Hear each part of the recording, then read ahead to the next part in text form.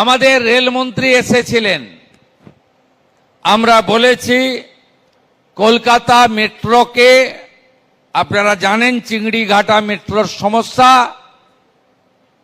বিগত সরকার 17 মাসে মেটাতে পারেনি।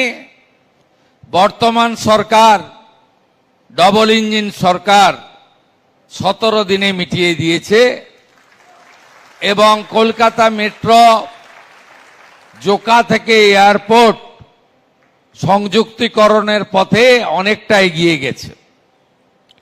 কলকাতা মেট্রো যেমন ভারত সরকারের রেল দপ্তর দেখছে, তার আরো বৃদ্ধির প্রস্তাব, সম্প্রসারণের প্রস্তাব আমরা দিয়েছি। কিন্তু আমরা ভারতবর্ষের অন্য রাজ্যের মতো ট্রান্সপোর্ট বিভাগের অধীন সিটি মেট্রো আমরা ধীরে ধীরে চালু করব। আমি মাননীয় মুখ্য সচিবকে বলবো ওয়ার্ল্ড ব্যাংক বা এডিবিআই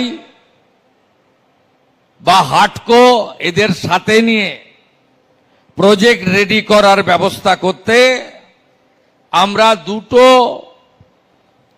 পাশাপাশি থাকা বড় শহরকে প্রথমে যুক্ত করতে চাই, একটা দুর্গাপুর আসানসোল, আরেকটা শিলিগুড়ি জলপাইগুড়ি। এর বাইরেও পশ্চিমবঙ্গ 17তম রাজ্য হিসেবে ওয়াটার মেট্রোতে যুক্ত হচ্ছে। অর্থাৎ আমাদের এই যে সুন্দর নদীপথ, মা গঙ্গার এই অপরূপ যে তার আশীর্বাদ, আমরা অন্য শহরগুলোর মতো শেষ শহর তিরুবনন্তপুরম কেরালা, আমরা তারপরে যুক্ত হওয়ার জন্য প্রাথমিক সিদ্ধান্ত আমরা গ্রহণ করেছি।